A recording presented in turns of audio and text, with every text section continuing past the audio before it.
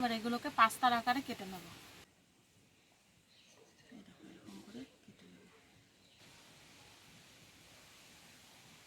দেখো পাস্তাগুলো দেখে কিন্তু মনেই হচ্ছে না এগুলো দোকান থেকে কেনা না হাতে বানানো। দেখো সব পাস্তাগুলো কিন্তু তৈরি করে নিয়েছি, আর দেখো কতটা ঝুরঝুরে হয়েছে। সব কিছুকে খুব ভালোভাবে মেশাবো।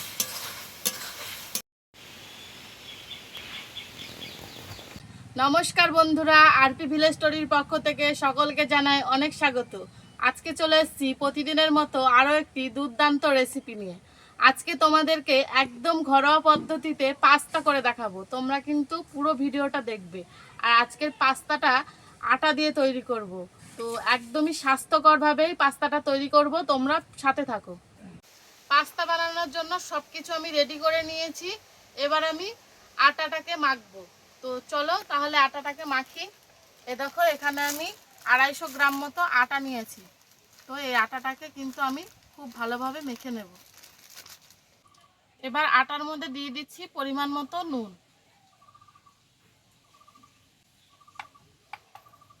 নুনটাকে খুব ভালোভাবে মিশিয়ে নিচ্ছি। আর এই আটার মধ্যে আর কিছু দেব না। এবার এটাকে জল দিয়ে খুব ভালোভাবে শক্ত করে মেখে নেব। অল্প অল্প জল দিয়ে কিন্তু মাখতে হবে, না হলে কিন্তু পাতলা হয়ে যাবে।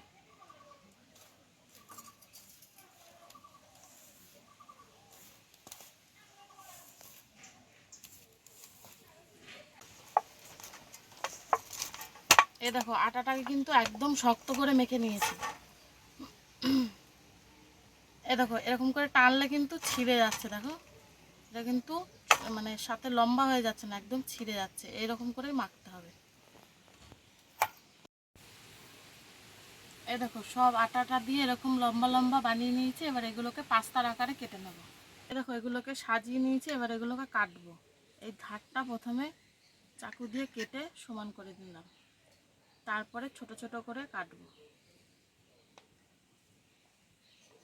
এরকম করে কেটে নেব।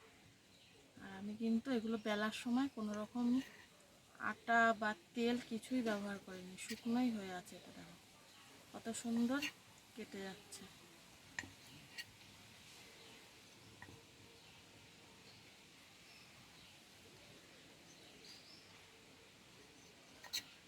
একদম সমান করে কাটতে হবে, সবগুলো যাতে সমান হয়, একই মাপে হয়। দেখো সবগুলো কিন্তু কেটে নিয়েছি। আর দেখো এমনিতেই কিন্তু ছেড়ে যাচ্ছে এগুলো, বুঝেছো? একটার সাথে একটা কিন্তু লেগে থাকছে না হাত। এবারে আমি পাস্তাগুলো শেপ দেব। তো দেখো তার জন্য একটা কাঁটা চামচ নিয়েছি। এই কাঁটা চামচে করে শেপটা দেব। এই যে একটা আটার এই দলাটা নিয়েছি, তারপরে এখানে নিয়ে একটুখানি এরকম চাপ দিয়ে চ্যাপটা করে নেব। তারপরে হাত দিয়ে এই যে এইভাবে এরকম করে ঘোরালে কিন্তু একদম পাস্তার মতো শেপ হয়ে যাচ্ছে। এরকম চাপ দিয়ে নিলে তারপরে এরকম করে ঘোরাতে হবে।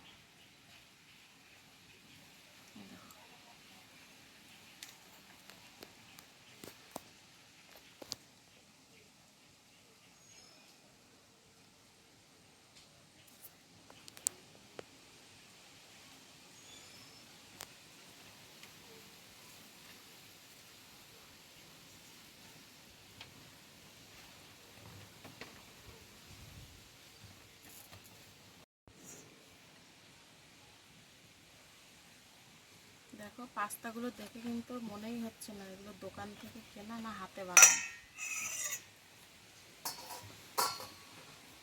দেখো সব পাস্তাগুলো কিন্তু তৈরি করে নিয়েছি, আর দেখো কতটা ঝুরঝুরে হয়েছে। সব একটাও কিন্তু গায়ের সাথে গায়ে লেগে যাচ্ছে না। এবার এগুলোকে ভাপিয়ে নেব।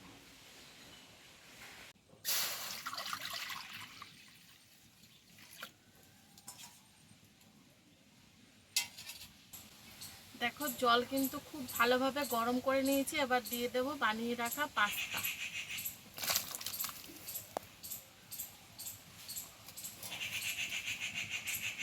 এটাকে এবার খুব ভালোভাবে সেদ্ধ করে নেব।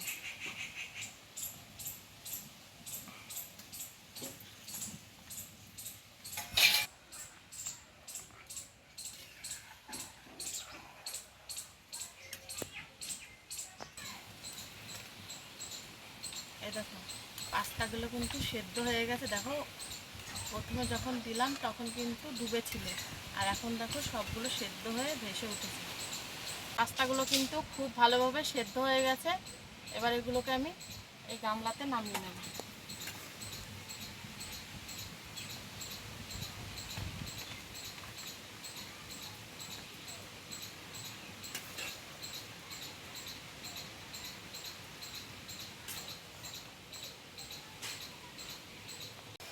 এবার আমি পাস্তাটাকে রান্না করব, তার জন্য কড়াইতে দিয়ে দিচ্ছি সাদা তেল। এবার দুটো ডিমের ভুজিয়া করে নেব প্রথমে।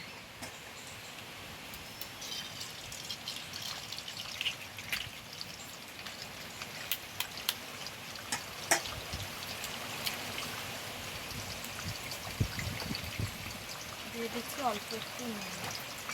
এবার খুব ভালোভাবে এই ডিমটাকে ভুজিয়া করে নেব।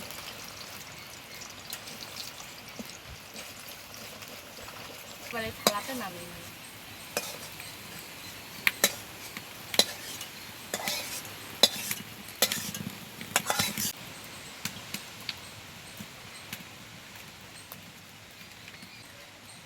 এবার দিয়ে দিচ্ছি পেঁয়াজ কুচি, তার সাথে দিয়ে দিচ্ছি কয়েকটা কাঁচা লঙ্কা কুচি। এবার পেঁয়াজ আর কাঁচা লঙ্কাটাকে খুব ভালোভাবে আগে ভেজে নেব।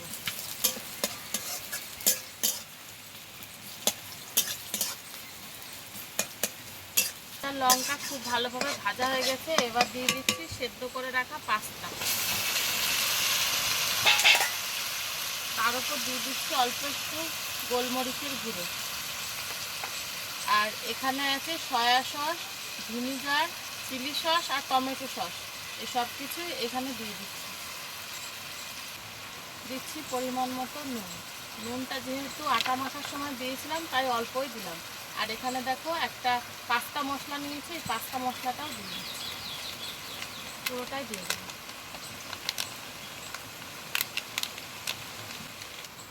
এবার সব কিছুকে খুব ভালোভাবে মেশাবো। পাস্তার কালারটা কি সুন্দর চলে এসছে, এবং কালারটা চেঞ্জ হয়ে গেছে।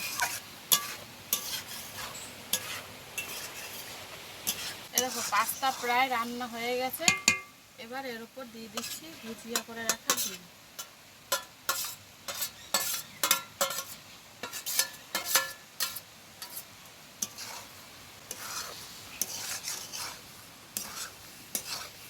এবার এটাকে একটু নেড়ে চেড়ে নামিয়ে নেব। পাস্তা আমাদের রেডি হয়ে গেছে। দেখো পাস্তা একদম রেডি। তোমরাও ঝটপট বাড়িতে বানিয়ে ফেলো আর আমাকে কমেন্টে জানাও রেসিপিটা তোমাদের কেমন লাগলো।